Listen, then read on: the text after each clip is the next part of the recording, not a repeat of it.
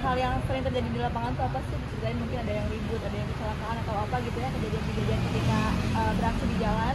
Terus kan ini orang-orang lihatnya tanpa pendampingan polisi, ada izin dia, nah tadi diakuin yang tadi aja. Terus setelah ada kejadian ribut tuh ada nggak sih ketakutan gitu dari kalian? Karena kan diributin warga mulu nih gitu, gimana tanggapannya? Abangnya tasnya mau taruh atau mungkin aja? Oh ini buat ini di bawah. Di sini aman. Mana? Oke. Standby. Roll, action. Ada yang kita mau tahu nih, sejak kapan sih konten seperti ini? Awal mula kita bulan Februari itu nih. Februari sih yang khusus lawan arah ya, karena sebenarnya kita konten-konten crime. Kalau fokus di lalu lintas itu Februari. Dari sekian banyaknya konten, kenapa memilih akhirnya ini nih konten lawan arah? Kenapa Bang? Ya pertama karena ini sih, Pak. Kayak gua pribadi selain keresahan, terus di depan mata gue itu ada kecelakaan lawan arah, terus itu patah tulang.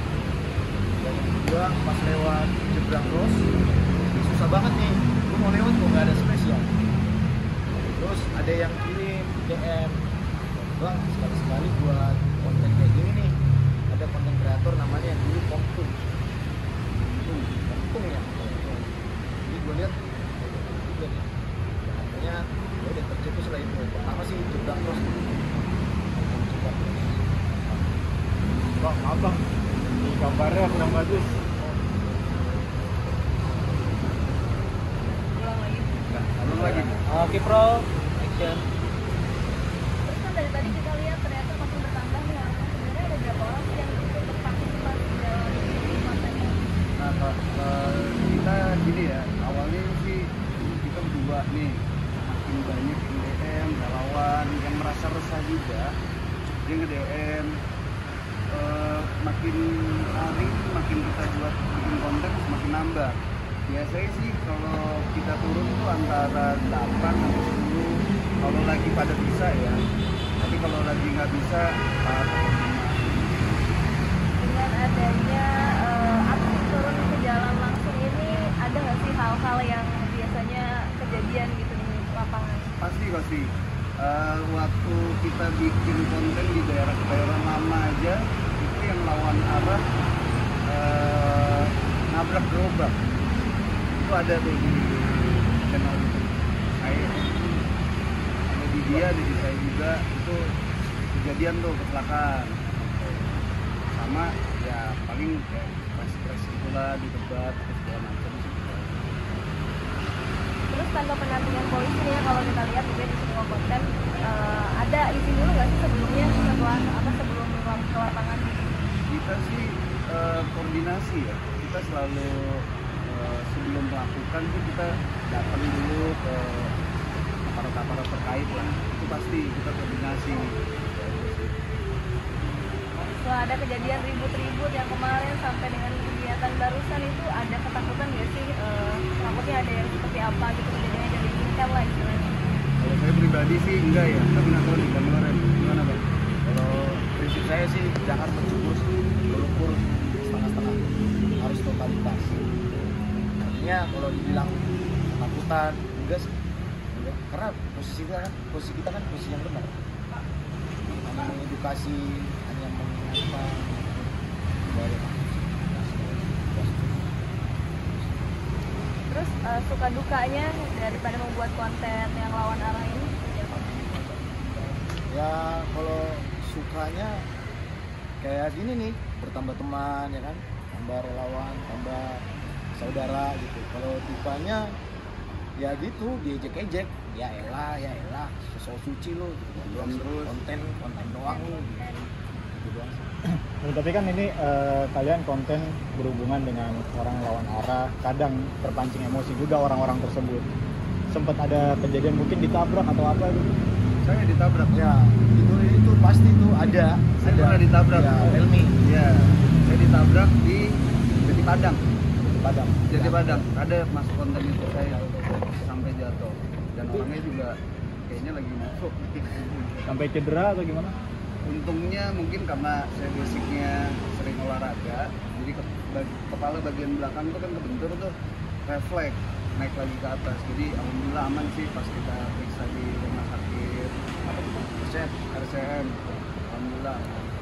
Terkait kejadian kemarin di Tebet nih, itu kronologinya seperti apa dan sekarang update-nya seperti apa?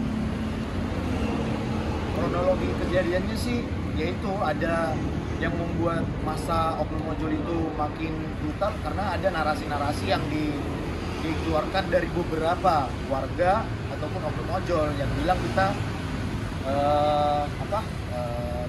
menegur anak kecil dengan keras, kemudian ada gerakan-gerakan cekikan. Itu sih yang membuat mereka itu kayak marah. Orang yang lagi lewat, ada apa nih, ada dari, oh itu konten kreator marahin anak kecil, cekik orang, warga. Itu sih membuat mereka itu makin brutal. Padahal udah ada, itu terbantahkan di situ, udah ada. Itu kronologinya.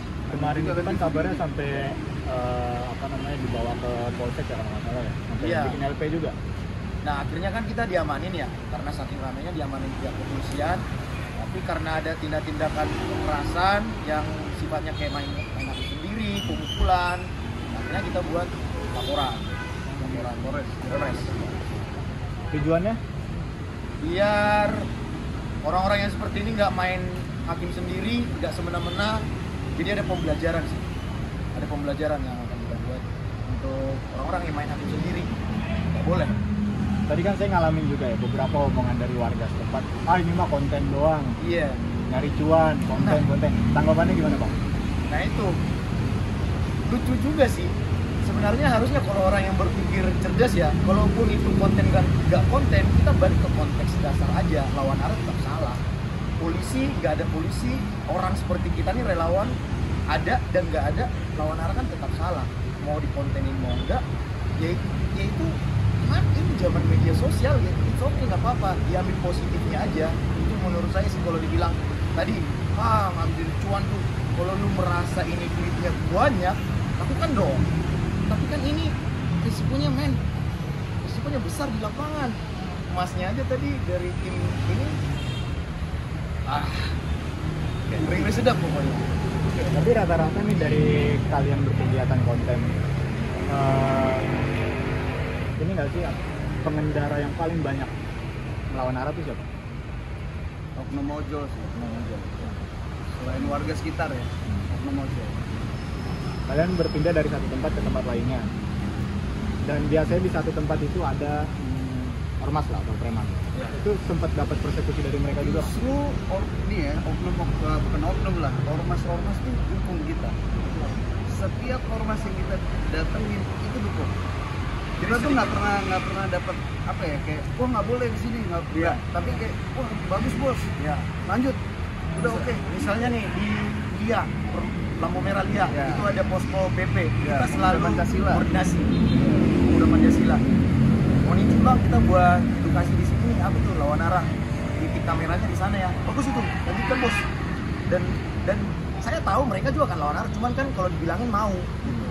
Nah hal-hal yang karakter tadi yang saya sebutkan Mas tuh tadi ada 3 karakter kan. Yang karakter ketiga tuh yang berbahaya tuh, provokator, nyolot, galak dan merasa benar. Itu sih. Sampai kapan ya kalian akan terus membuat konten? Sampai lawan arah nggak ada. Karena kan ada nih Tujuan kita ya gitu ya. beberapa konten kreator yang serupa. Mereka dapat intimidasi atau bahkan mungkin udah lelah ya dengan kebiasaan ini. Gitu. Ya, kalian mau sampai kapan? Ya sampai lawan arah nggak ada ya bang. Ya nggak mungkin juga sih. Nggak mungkin. Minimal Berkurang. Impact yang kita lakukan itu minimal kesadarannya itu 20%. Mungkin ya dari segi indikator dari 20% itu kita nggak bisa lihat ya. Cuman kalau kita balik ke tempat-tempat kita dulu, misalnya Jati Padang, kita ke situ tuh. Nah kita tanya warga-warga situ, ada yang kurang karena impactnya polisi lebih rajin ke situ. Ke Cengkareng misalnya polisi juga lebih rajin gitu. Jadi ada berkurang lawan arahnya. Itu sih kalau dibilang sampai nggak ada nggak mungkin sih, sampai kiamat ini pasti lawan arah sih. Jadi konten akan terus ada ya Bang? Iya, konten akan terus ada. Ketika kalian mau bikin konten itu planningnya seperti apa? Apa survei dulu, habis itu siapin kamera, nyamperin polisi atau gimana sih step-stepnya? Ya, biasanya sih kita sebelum lihat lokasi itu kita survei dulu. Setelah survei itu kita biasanya koordinasi. Pertama, misalnya kalau di daerah Pondok Labu ini kan Jakarta Selatan, itu kita pasti ke Polres. Gitu. Kemarin yang Jati Padang, Polres juga. Tapi kita ke Polsek Pasar Minggu ya. Kita memberitahukan Koordinasi lah. Bahwa kita mau ada kegiatan nih. Kegiatan apa? Stop lawan arah. Ketika mereka, oh ya udah lanjutkan. Yang penting jangan sampai ada keributan. Yang penting jangan sampai ada keributan atau ya lebih humanis. Itu sih himbauan dari pihak-pihak polisi. Di era media sosial sekarang pasti yang menjadi potongan adalah ribut-ributnya terus. Iya. Yang menjadi highlight adalah ribut-ributnya. Tapi sebenarnya gimana cara kalian ketika lagi mengedukasi masyarakat itu awalnya gimana sampai akhirnya bisa terjadi keributan itu gimana? Ya itu yang di karakter tipe pemotor yang ketiga itu, nyolot, galak. Jadi kita pada prinsipnya hanya mengimbangi. Tapi yang ditangkap para penonton yang nggak suka dengan kita itu, ah lu arogan, melebihi petugas, melebihi aparat. Padahal kita hanya mencoba mengimbangi, karena kita tahu rahasia umum itu lawan arah galak-galak. Jadi kalau ada yang nyolot, berdebat lebih kencang, ya kita kencangin lagi. Gitu. Karena selama ini pembelajaran yang kita dapat dari konten kreator yang mudah meredup, itu mereka banyak dimentalin. Kayak gimbal Bang. Nah, jadi jangan sampai kita Kayak gimbal, mental. capek. Itu sih yang kita pikirkan terus. Pokoknya kita imbangin, toh kita Lupa tadi dari benar kok dari awal posisinya. abang tripod. Jadi please bagi yang melihat kita arogan, enggak kok, kita hanya mengimbangin doang. Itu aja sih. Tadi kan sempat dikatakan dengan adanya sosial media dan nge-highlight soal ribut itu, gimana cara nanggepin haters yang istilahnya akan terus saja gitu. Ya, Tapi kita aja lah. Iya, kalau itu akan ada. Justru pro kontra itu yang membuat membuat perbincangan ini makin menarik gitu. Jadi sebenarnya jadi bias, ada dua kubu nih, yang pro dan yang kontra. Mau dibilang standing legal kayak kemarin ada oknum pengacara yang bilang nggak ada, ya iya memang nggak ada standing legal kita, tapi kan mengacu di Undang-Undang 22 pasal 256 itu ya kita bisa menegur dan mengingatkan, bahkan mencegah. Jadi balik lagi ke dasarnya, lawan arah tetap salah, no debat. dengan adanya ribut-ribut ini kayak sosmed kan makin dipandang nih sama orang-orang, tahu dong kenal setiap di jalan mungkin ada yang foto dan lain-lain. Tapi ada rasa kayak, aduh kalau misalkan gak bareng tim terus orang kenalin gitu di luar, Deg-degan kalau gitu. sendiri gitu ada rasa kayak aduh takut nih dicekal kah atau gimana? Enggak, kalau aku sih tipenya udahlah, udah Tuhan yang ngatur ini kan misteri ini ya. Kehidupan kita ini kan hanya Tuhan yang tahu. Jadi mau melangkah ke sana, udahlah nggak. Dan orang juga udah pintar lah sekarang. Misalnya nih, seamit-amit mau kayak, gua sabet lu. Nggak mungkin lah menurut gue sih, udah pintar sekarang. Tapi ada keinginan untuk menggait public figure nggak sih untuk ikutan terjun bareng ke lapangan gitu? Kemarin udah Baru ada ini. Roy Ricardo. Baru ini Marcel, Pesulap Merah, mau banyak sih. Mungkin untuk kakak-kakak volunteernya seperti apa? Apa namanya? Kenapa tertarik untuk mengikuti volunteer turun ke jalan ini? Nah, nih, kenapa Suci? Kenapa mau ikut? Sebenarnya kalau aku itu geram sih sama lawan arah ini, kan bahaya untuk dirinya sendiri segala macam. Jadinya stop lah lawan arah. Tuh. Nanti kalau apa sih namanya terus-terusan lawan arah kita nggak tahu bahayanya gimana, tabrakan kah atau gimana. Tapi sebagai seorang istilahnya perempuan lah ya, terus turun ke jalanan itu tahu nggak sih maksudnya resiko-resiko yang akan dihadapi terus akhirnya kamu tuh gimana? Pasti tahu resikonya gimana. Cuman ya udahlah. Siapin mental aja sih sebenarnya. Terus ada nggak sih hal-hal yang istilahnya kayak, aduh ternyata pas turun ke jalan tuh ada hal-hal yang kayak gini loh. Oh iya, saya juga termasuk korban waktu di Tebet sih. Itu sama ojol kena timpuk. Oknum. Oh, memojol. Ya. Sampai sekarang pun ini masih bengkak, sariawan juga masih ini Di bagian di bagian kiri. Bibir. Bibir, mulut. itu maksudnya awalnya gimana, pas lagi ribut atau Iya, pas lagi ribut kan kita didorong ke belakang semua tuh. Semuanya ini didorong ke belakang semua, masuk ke dalam rumah makan Wong Solo. Disitulah banyak yang nyambit kotak tisu, tempat sendok, garpu, sapu. Salah satunya kena saya. Sampai berdarah juga, Mbak. ada rasa kapok nggak? Enggak, kalau kapok saya nggak akan ikut lagi kan. Selagi kita benar mah gas aja terus. Abangnya mungkin yang di belakang motivasi. Jadi, Awal mulanya gimana sih bisa kenal sama abang yang istilahnya membentuk konten ini? Oh, tapi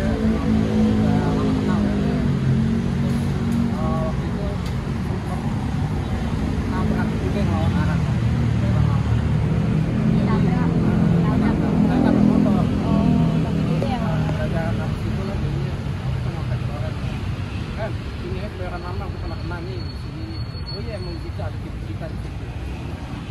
berarti akhirnya tertarik gitu untuk ikutan langsung turun ke lapangan.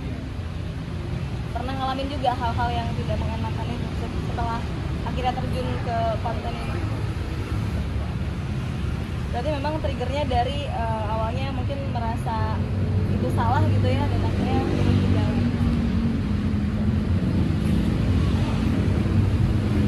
jalan. yang belakang. Apa bang motivasinya untuk ikut gabung dengan istilahnya konten yang beresiko gitu? Kalau dari saya sih orang pemikiran orang Indonesia sebagian ya mau meluruskan yang salah, yang terbiasa salah, meluruskan yang terbiasa salah, katanya sudah membudaya gitu kan. Jadi kita akan luruskan lagi gitu. Jadi yang terbiasa sudah membudaya, biasa ya bang ya. Oh bang udah biasa sih. Jadi salah itu nggak bisa jadi biasa. Jadi kita harus benarkan ya bang. Jadi pola pikir orang Indonesia itu harus kita ubah, apa ibaratnya harus komitmen gitu ya bang ya. Harus komitmen itu nggak ibaratnya lawan arah tuh biasa, udah biasa bang, udah sehari-hari. Jadi orang Indonesia itu udah membudaya, yang salah itu dibilangnya jangan sampai benar gitu. Jadi yang membudaya itu harus kita luruskan gitu ya. Pemikiran salah yang membudaya itu harus luruskan. Sebenarnya gitu ya bang ya.